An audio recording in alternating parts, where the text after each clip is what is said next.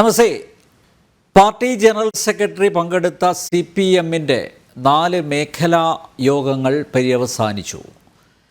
കേരളത്തിൽ ശൈലീമാറ്റം ഉൾപ്പെടെയുള്ള തിരുത്തലുകൾ അനിവാര്യമാണെന്ന് ആവർത്തിക്കുമ്പോഴും അതൊന്നും ബാധകമല്ലെന്ന സമീപനവുമായി മാതൃകയാവേണ്ടവർ മുന്നോട്ടു പോകുന്നു. വിമർശനങ്ങളെ ഗൗരവബുദ്ധിയോടെ ഉൾക്കൊള്ളാതെ ധാർഷ്ട്യവും അഹങ്കാരവും രക്തത്തിൽ അലിഞ്ഞതാണെന്ന് വീണ്ടും വീണ്ടും സാക്ഷ്യപ്പെടുത്തുന്നവർക്ക് മുന്നിൽ പരാജയങ്ങൾ തുടർക്കഥയാവില്ലേ? തിരുത്തലുകൾ കൊണ്ട് തീരുമോ CPM-ലെ പ്രശ്നങ്ങൾ? ജനഡിബേറ്റ് ഈ വിഷയമാണ് ഇന്ന് പരിശോധിക്കുന്നത്. BJP വക്താവ് അഡ്വക്കേറ്റ് TP സിന്ധുമോൾ, രാഷ്ട്രീയ നിരീക്ഷകൻ ശ്രീ MK ഹരിദാസ്, ഇടത് സഹയാത്രികൻ ഡോക്ടർ B ജയരാജ് എന്നിവ അതിഥികളാവുന്നു. എല്ലാ അതിഥികളെയും ഈ സംവാദത്തിലേക്ക് സ്നേഹപൂർവ്വം സ്വാഗതം ചെയ്യുന്നു, ഒപ്പം പ്രേക്ഷകരെയും. ശ്രീ MK ഹരിദാസ്, മേൽത്തട്ട് മുതൽ താഴെ വരെയുള്ള നേതാക്കൾക്കും പ്രവർത്തകർക്കുമുള്ള അഹങ്കാരം CPM-നെ ജനങ്ങളിൽ നിന്ന് അകറ്റുകയാണ്. സഹകരണ സ്ഥാപനങ്ങളിലും ത്രിതല പഞ്ചായത്തുകളിലും അഴിമതി വർദ്ധിച്ചു വരുന്നു. തെരഞ്ഞെടുപ്പിന് മുമ്പ് പാർട്ടി നടത്തിയ വിലയിരുത്തലും യഥാർത്ഥ ഫലവും തമ്മിൽ വലിയ അന്തരമുണ്ട്. ജനങ്ങളുടെ രാഷ്ട്രീയ താൽപ്പര്യം കൃത്യമായി അളക്കാൻ പാർട്ടി ഘടകങ്ങൾക്ക് സാധിക്കുന്നില്ല. സഖാക്കന്മാർ സ്വയം അധികാര കേന്ദ്രങ്ങളായി മാറുന്നു. ലോക്സഭാ തെരഞ്ഞെടുപ്പിലെ പ്രകടനം സംബന്ധിച്ചതും കേന്ദ്ര കമ്മിറ്റി അംഗീകരിച്ചതുമായ അവലോകന റിപ്പോർട്ടിലെ പരാമർശങ്ങൾ വസ്തുനിഷ്ഠമായ കണ്ടെത്തലുകളല്ലേ?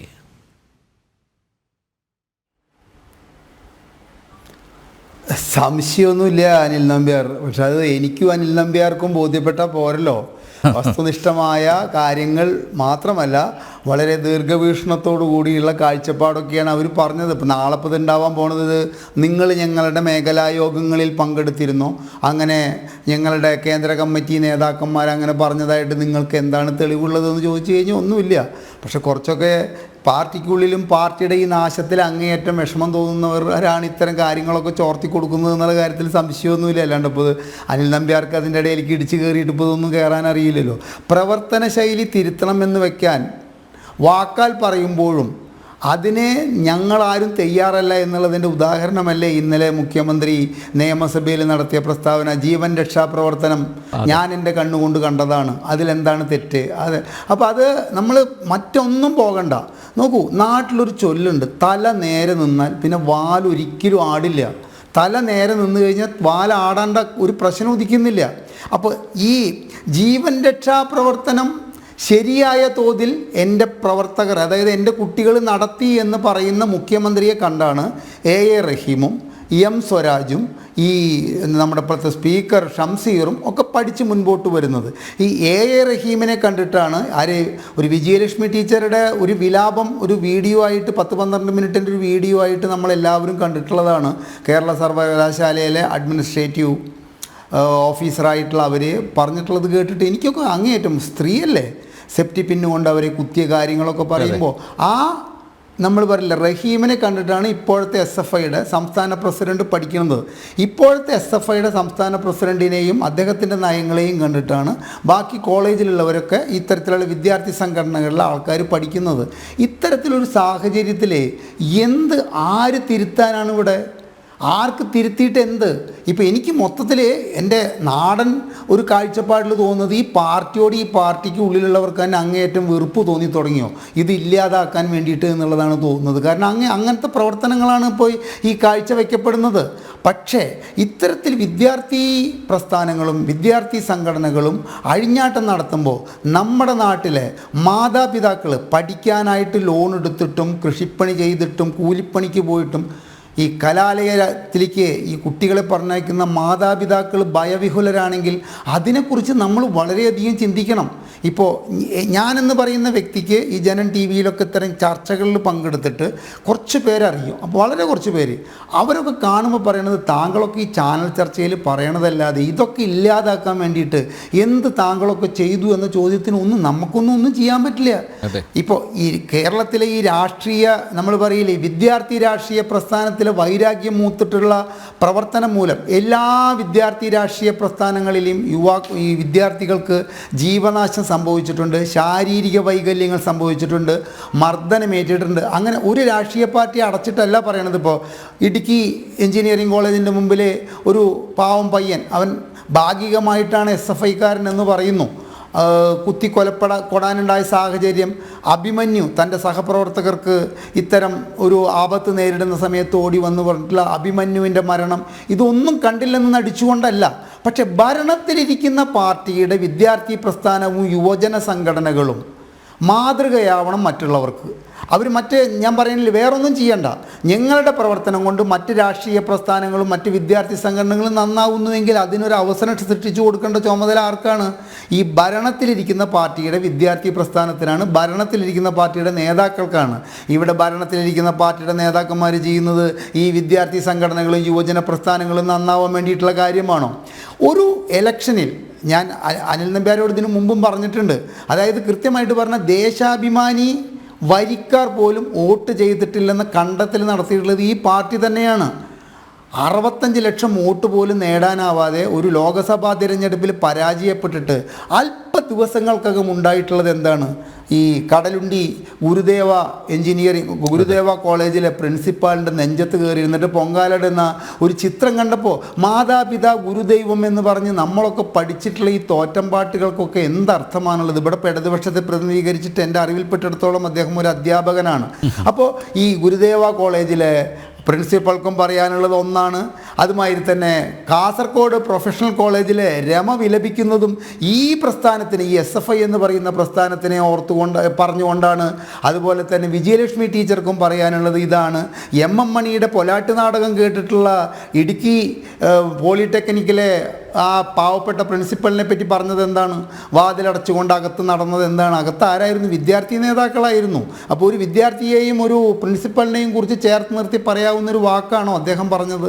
അപ്പോൾ ഇത്തരത്തിൽ ഈ പാർട്ടിയുടെ ഈ മുന്നേറ്റം ഈ വിദ്യാർത്ഥി പ്രസ്ഥാനങ്ങൾക്ക് വളരെയധികം ഒരു ആവേശം പകർന്നതിൻ്റെ ദുരന്ത ഫലമാണ് നമ്മൾ അനുഭവിച്ചത്. സിദ്ധാർത്ഥൻ്റെ മാതാപിതാക്കൾക്ക് അനുഭവിക്കേണ്ടി വന്നത്. ഇനി ഏതൊക്കെ സിദ്ധാർത്ഥൻ്റെ മാതാപിതാക്കളെ പോലെ എത്ര മാതാപിതാക്കൾക്ക് ഇത്തരത്തിൽ വിലപിക്കേണ്ടി വരുമെന്നുള്ള കാര്യത്തിൽ എനിക്ക് അങ്ങേയറ്റം ഉത്കണ്ഠയുണ്ട് അനിൽ നമ്പ്യാർ. നമ്മൾ ഇനി മറ്റൊരു കാര്യം ആലോചിച്ച് നോക്കണം. ഇവരുടെ നേതാക്കന്മാരുടെ കാര്യത്തിൻ്റെ കാര്യത്തിൽ ഈ നമ്മുടെ അഭിമന്യു കൊല്ലപ്പെടുന്നതിന് കൃത്യം 2 മാസം മുമ്പ് കേരള നിയമസഭ കൂടിയിട്ടുണ്ടായിരുന്നു. ഞാൻ അനിൽ നമ്പ്യാരോടല്ലാട്ടോ പറയണത്, പ്രേക്ഷകരോടാണ്, നിങ്ങൾക്ക് നന്നായിട്ട് അറിയാം. അന്ന് ഈ പരേതനായ തൃക്കാക്കര MLA PT തോമസ് ഒരു പ്രസംഗം നടത്തി അവിടെ. അതായത് ഈ മഹാരാജാസ് കോളേജിലെ കേന്ദ്രീകരിച്ചുകൊണ്ട് ഇത്തരത്തിലുള്ള തീവ്രവാദ രാഷ്ട്രീയ സംഘടനകളുടെ വിദ്യാർത്ഥി പ്രസ്ഥാനങ്ങൾ ഇവിടെ ആയുധശേഖരണം നടത്തുന്നുണ്ട്. അതിനുവേണ്ടി ഒരു മുറി തന്നെ അവർ സജ്ജീകരിച്ചിട്ടുണ്ട്. ആ പ്രസംഗം തടസ്സപ്പെടുത്താൻ വേണ്ടിയിട്ട് ഏറ്റവും അധികം മുൻകൈ എടുത്തത് ഈ M സ്വരാജും ഇപ്പോഴത്തെ സ്പീക്കർ AN ഷംസീറുമായിരുന്നു. അദ്ദേഹം അന്ന് ആ പറഞ്ഞ വാക്കുകളെ മുഖവിലയ്ക്ക് എടുത്തുകൊണ്ട് അതിനെ കൃത്യമായിട്ടൊരു അന്വേഷണത്തിലേക്ക് എത്തിക്കാൻ വേണ്ടിയിട്ട് ആഭ്യന്തര വകുപ്പ് തയ്യാറായിരുന്നുവെങ്കിൽ അഭിമന്യു കൊല്ലപ്പെടുകയില്ല എന്ന് തന്നെയാണ് ആ കാലഘട്ടത്തിൽ ആ കോളേജിൽ പഠിച്ചിരുന്ന മുതിർന്ന വിദ്യാർത്ഥികൾ എല്ലാവരും പറയുന്നത്.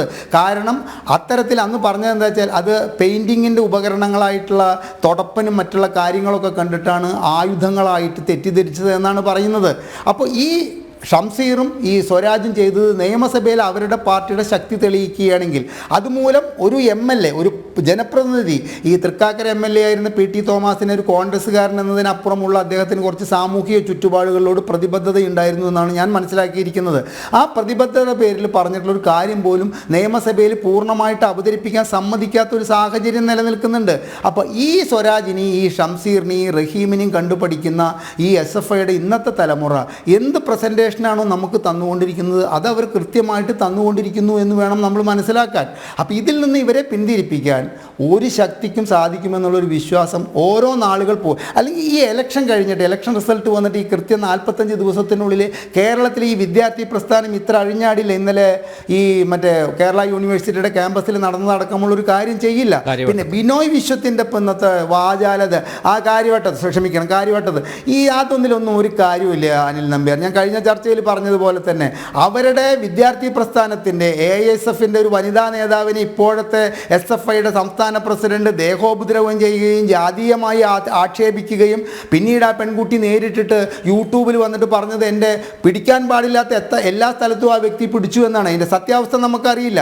പക്ഷെ അതിനെക്കുറിച്ചിട്ട് അന്ന് ഇദ്ദേഹം സംസ്ഥാന സെക്രട്ടറി അല്ല ബിനോയ് വിശ്വം, ഒരു വാക്ക് ഇദ്ദേഹത്തിന് പറയാൻ പറ്റുമോ? ഇദ്ദേഹം വലിയ യുവജന നേതാവായിരുന്നില്ലേ? ഒരു വാക്ക് പറയാൻ ഇദ്ദേഹം തയ്യാറായോ? അദ്ദേഹമാണിപ്പോൾ SFIയുടെ ഇത്തരത്തിലുള്ള അപച്യുതികളെ പറ്റി വിളിച്ചു പറയുമ്പോൾ എനിക്ക് സത്യത്തിൽ ആ മനുഷ്യനോട് അങ്ങേയറ്റം ദയനീയ അവസ്ഥയാണ് തോന്നുന്നത്. വിഡ്ഢിവേഷം കെട്ടിയ രാജാവിൻ്റെ കഥ പറഞ്ഞതുപോലെയാണ് അദ്ദേഹത്തിൻ്റെ ഇപ്പോഴത്തെ ഈ വിളിച്ചു പറയൽ. അത് കഴിഞ്ഞിട്ട് AK ബാലൻ കൊടുത്ത മറുപടി അതിനേക്കാൾ വിചിത്രമാണ്. എല്ലാവർക്കും കൊട്ടാനുള്ള ഈ കഴിഞ്ഞ 3 മാസത്തിനിടയ്ക്ക് AK ബാലൻ 2-3 പ്രാവശ്യമായി പറയണം എല്ലാവർക്കും കയറി കൊട്ടാനുള്ള ചെണ്ടയല്ല SFI എന്ന്. എന്തുകൊണ്ട് ഈ ചെണ്ടയല്ല എന്ന് പറയുമ്പോൾ അതിനെ നിയന്ത്രിക്കാൻ ശ്രമിക്കുന്നില്ല എന്നുള്ള വലിയൊരു ചോദ്യമാണ് ഞാൻ മുൻപോട്ട് വയ്ക്കുന്നത്. യെസ്, അഡ്വക്കേറ്റ് സിന്ധുമോൾ, കടുത്ത ഉൾപാർട്ടി വിമർശനങ്ങളുടെ മുന നീളുന്നത് പിണറായിയിലേക്കും സർക്കാരിലേക്കുമല്ലേ?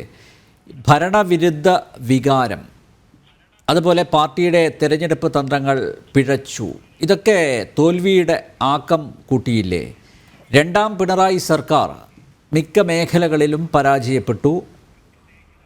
വ്യക്തികളും തിരുത്തലിന് തയ്യാറാകണം എന്നാണ് യെച്ചൂരിയും അതുപോലെ പ്രകാശ് കാരാട്ടും ഒക്കെ ആവശ്യപ്പെട്ടിരിക്കുന്നത്.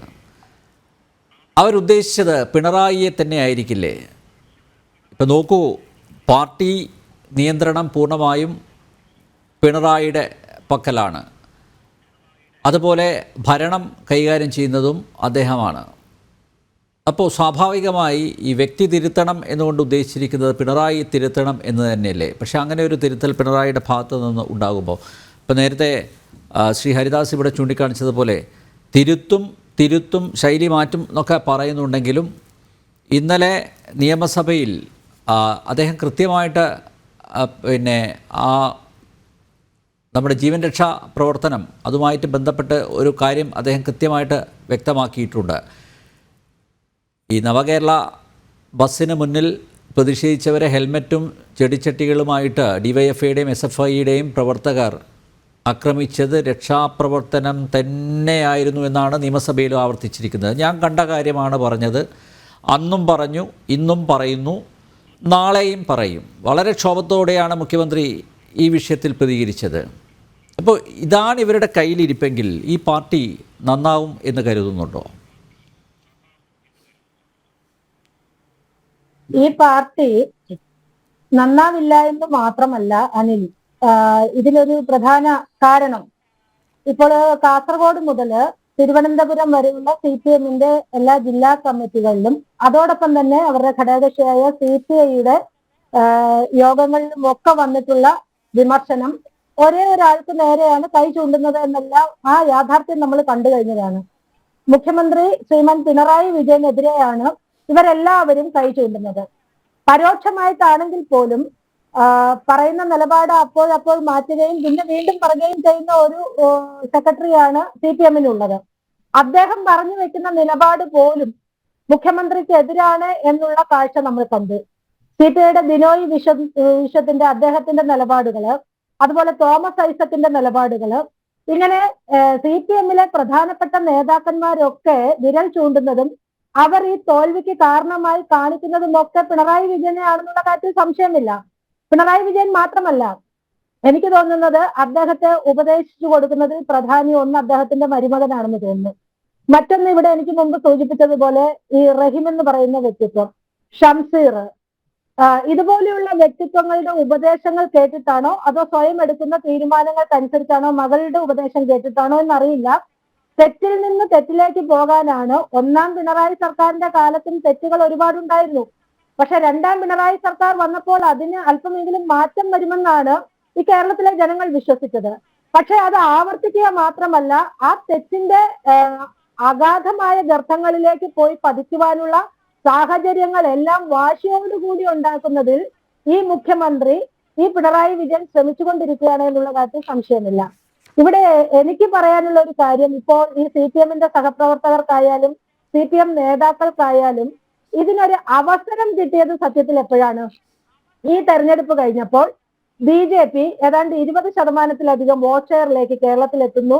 BJP ഏതാണ്ട് 58, എല്ലാവരും അത് പരിശോധിച്ചിട്ടുണ്ടോ എന്നറിയില്ല, ഏതാണ്ട് 58 മണ്ഡലങ്ങളിൽ BJP ഒരു തുല്യ ശക്തിയായി വന്നിട്ടുണ്ട്. 11 നിയമസഭാ മണ്ഡലങ്ങളാണ് BJP ഒന്നാമതെത്തിയിരിക്കുന്ന കണക്കാണ് എല്ലാവരും പറഞ്ഞിരിക്കുന്നത്. പക്ഷെ പാർട്ടി കണ്ടെത്തിയത് കഴിഞ്ഞ ദിവസം ഞങ്ങളുടെ മീറ്റിംഗ് ഉണ്ടായിരുന്നു.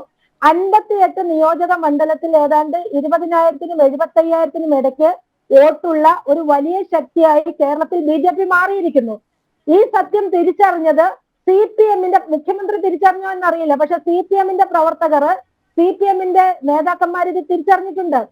ഇവർ ഇലക്ഷന് മുമ്പ് കൈ ചൂണ്ടിയത് BJP-യെ പരാജയപ്പെടുത്തുന്നതിന് കോൺഗ്രസിനോട് ചേർന്ന് നിന്നുകൊണ്ട് BJP-ക്കെതിരെ കൈ ചൂണ്ടിയിരുന്നു. എല്ലാത്തിനും കേന്ദ്ര ഗവൺമെന്റിനെ കുറ്റം പറഞ്ഞു. കേന്ദ്ര ഗവൺമെന്റ് ഒന്നും തരാത്തത് കൊണ്ടാണ് ഇവിടെ ക്ഷേമ പെൻഷൻ കൊടുക്കാത്തതെന്ന് പറഞ്ഞു. പക്ഷെ ഇതൊക്കെ ജനങ്ങൾ തള്ളി. ഇതൊക്കെ ജനങ്ങൾ തള്ളുക മാത്രമല്ല, BJP-ക്ക് വലിയ തോതിൽ വോട്ട് വർധന ഉണ്ടാവുകയും ജനങ്ങൾ BJP-യെ വിശ്വാസത്തിലെടുക്കുകയും ചെയ്തിരിക്കുന്ന ഒരു കാലം വന്നപ്പോൾ BJP കാരണമെങ്കിലും ഇന്ന് CPM-ൽ ഒരു തിരുത്തൽ ശക്തി ഉണ്ടാവണമെന്നുള്ള ചിന്ത അവർക്കുണ്ടായിരിക്കുന്നു. സത്യത്തിൽ ഇതിന്റെ അടിസ്ഥാന ഘടകം എന്താണ്? BJP-യുടെ ഈ വളർച്ച തന്നെയാണ്. അവർ ഭയക്കുന്നത് BJP-യെയാണ്. അതുകൊണ്ടാണ് ഇത്ര ദ്രുതഗതിയിൽ ഈ ചർച്ചകൾ നടന്നിട്ടുള്ളത്. അപ്പൊ ഇതെല്ലാം കഴിച്ചു കൊണ്ടുന്നത് പിണറായി വിജയനിലേക്കാണെന്ന് പറയുമ്പോൾ അവർ കണ്ടെത്തിയ ഘടകങ്ങളിലൂടെ പരിശോധിക്കണ്ടേ? ഈ അഴിമതികൾ, തുടരെ ഉണ്ടായിരിക്കുന്ന അഴിമതികൾ, എണ്ണിയാൽ ഒടുങ്ങാത്ത അഴിമതികൾ. ഈ അഴിമതിക്കിടയിൽ മുഖ്യമന്ത്രിയുടെ കുടുംബം വന്നുപെട്ടപ്പോൾ, മുഖ്യമന്ത്രിയുടെ മകൾ കൂടി ഇത്തരം അഴിമതി ആരോപണങ്ങളിൽ വരേണ്ട സാഹചര്യം വന്നപ്പോൾ മകളെ രക്ഷിക്കുവാനായി അദ്ദേഹം നടത്തിക്കൂട്ടിയിട്ടുള്ള കലാപരിപാടികൾ, ഒപ്പം ഇവിടെ ക്ഷേമ പെൻഷനുകൾ ഉൾപ്പെടെ ജനങ്ങളെ സേവിക്കുന്നതിന് പകരം അവരെ ദുരിതത്തിലാക്കുന്ന മറിയ കുട്ടിമാരുടെ കഥകൾ പുറത്തു വന്നപ്പോൾ അതും കേന്ദ്രത്തിന്റെ മേലാണ് പഴിചാരിയത്. പക്ഷെ ആ കഥകൾ പുറത്തു വന്നപ്പോൾ അത്തരത്തിൽ ജനങ്ങൾക്ക് ഉപകാരമില്ലാത്ത, ഉപദ്രവിക്കുന്ന ഒരു സർക്കാരായി ഇത് മാറി.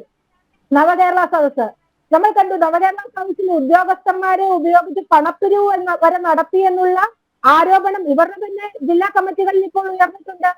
നവകേരള സദസ് കൊണ്ട് ഒരു ഗുണവും ഉണ്ടായിട്ടില്ല എന്ന് പറയുന്നുണ്ട്.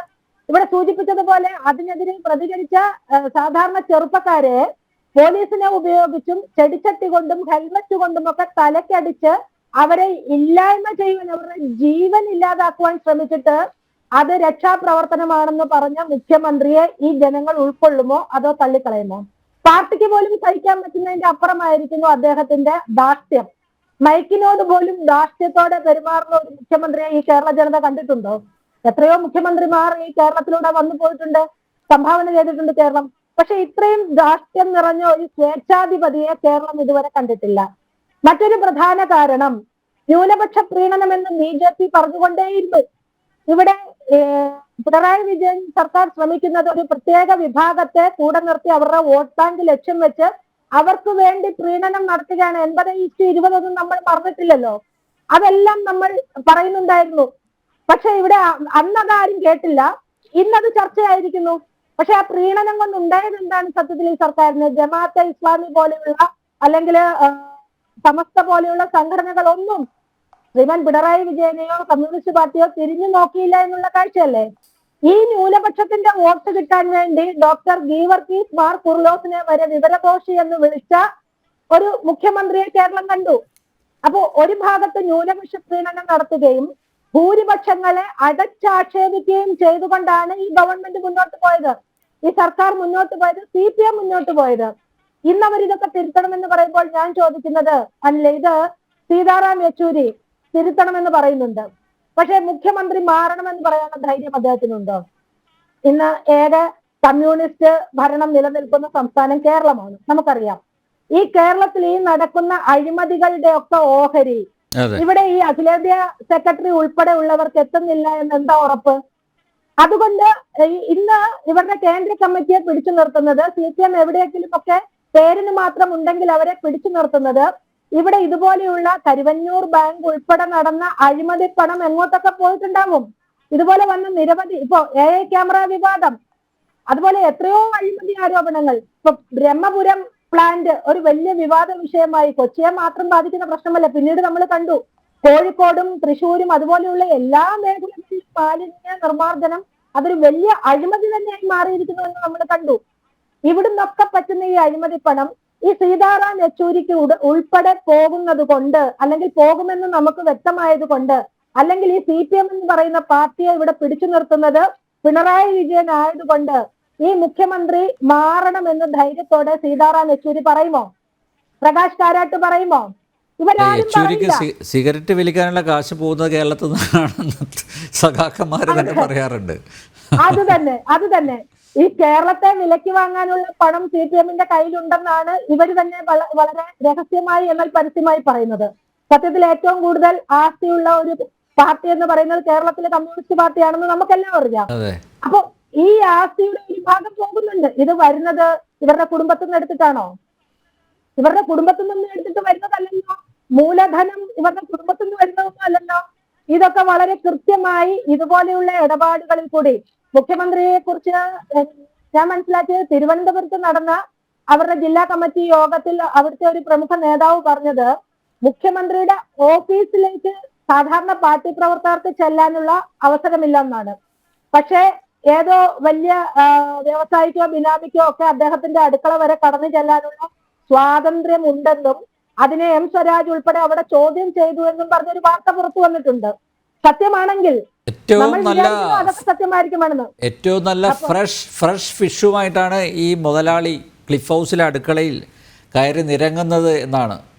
അതെ. അപ്പൊ ഇത്തരം കാര്യങ്ങളൊക്കെ സംഭവിക്കുന്നുണ്ട് എന്നുള്ളത് സഹാക്കന്മാർ തന്നെ മനസ്സിലാക്കിയതിന് സന്തോഷമേ ഉള്ളൂ. പക്ഷെ ഇവര് തിരുത്താൻ പോവില്ല.